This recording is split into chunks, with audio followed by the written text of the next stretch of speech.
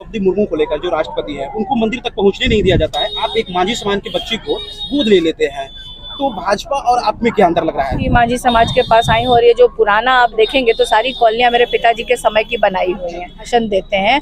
उनको क्या आवश्यकता थी हमारी राष्ट्रपति के सामने कुर्सी पे बैठने की? नमस्कार। मीसा भारती का लगातार जनसंपर्क यात्रा लगातार चल ही रही है। ऐसे में महाराजगंज में पहुंची, जहां पे एक मांझी समाज के बेटी को गोद लेकर उन्होंने कहा कि भेदभाव मिटाना चाहिए। सुनिए क्या कुछ कह रही हैं।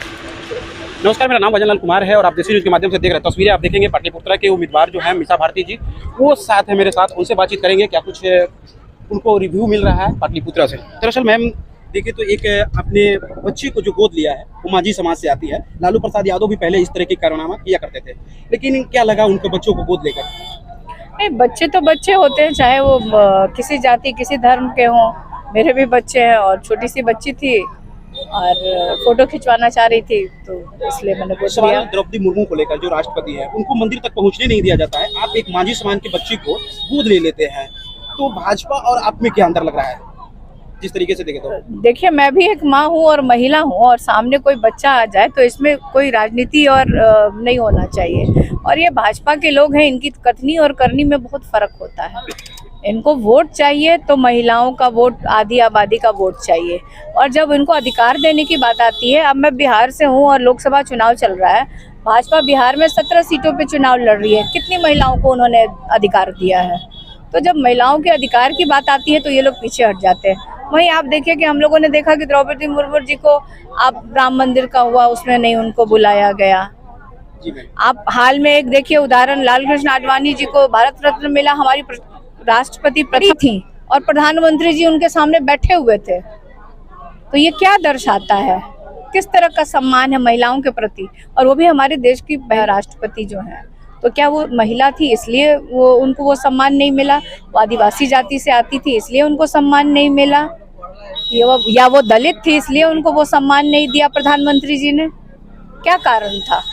मैंने तो फोटो में देखा था कि 3 लोग थे और 2 कुर्सियां लगी थी। देखिए, लाल कृष्ण आडवाणी जी तो बुजुर्ग हो चुके हैं, बीमार रहते हैं, तो उनको कुर्सी पे बैठे थे, कोई दिक्कत नहीं है किसी को। लेकिन प्रधानमंत्री जी चुनाव में पूरे देश में घंटों खड़े होकर भाषण देते हैं। उनको क्या आवश्यकता थी हमारी राष्ट्रपति के सामने कुर्सी पे बैठने की?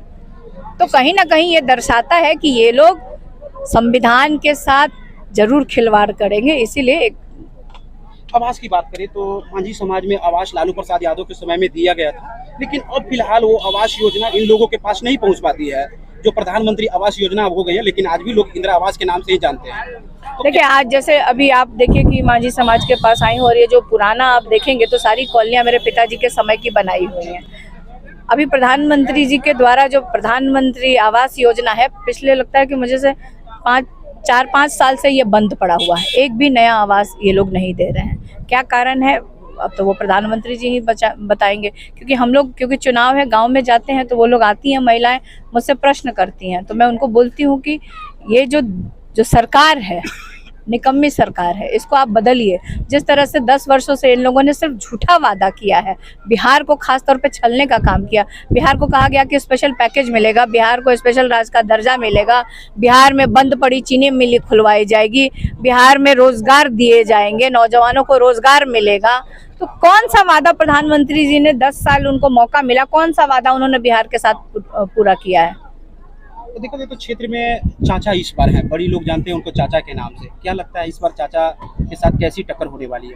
देखिए, चाचा 2 बार से यहाँ पे प्रधानमंत्री जी के चेहरे पे लोगों ने वोट दिया पाटलिपुत्र से। 2 बार में 1 बार भी वो अपने चेहरे और अपने काम के वजह से वो चुनाव नहीं लड़ते हैं। वो हर एक बार मोदी जी का चेहरा दिखा करके ये लोग वोट मांगते हैं और जीतते हैं। लेकिन इस बार जनता त्रस्त हो चुकी है। रेलवे लाइन को लेकर उन्होंने कहा था 2019 में बनकर तैयार हो जाएगी, इस बार हमें जिता दीजिए, लेकिन 2024 आ गए, रेलवे लाइन का आज तक कुछ भी हो नहीं पाया। यही तो कह रहे हैं कि इनकी कथनी, भाजपा एनडीए के जितने नेता हैं, इनकी कथनी और करनी में बहुत अंतर है। जब ये चुनाव आता है तो लोक लुभावन वादे करते हैं, तरह तरह के वादे झांसे देते हैं लोगों को, जुमलेबाजी करते हैं, और जब चुनाव निकल जाता है तो फिर उनको पता ही नहीं चलता है, कोई काम ही नहीं होता है। बहुत शुक्रिया मैम, थैंक यू। हमारे साथ पाटलिपुत्रा की उम्मीदवार थी मीसा भारती, जो कि बहुत बेबाकी तरीके से अपनी बात रखी। बहुत बहुत शुक्रिया, धन्यवाद। मेरा नाम भजनलाल कुमार है। एक आखिरी अपील है, अगर आप देसी न्यूज़ बिहार का वीडियो देख रहे हैं तो शेयर करके अपना समर्थन दें। फेसबुक पे फॉलो कीजिए, यूट्यूब पे सब्सक्राइब कीजिए।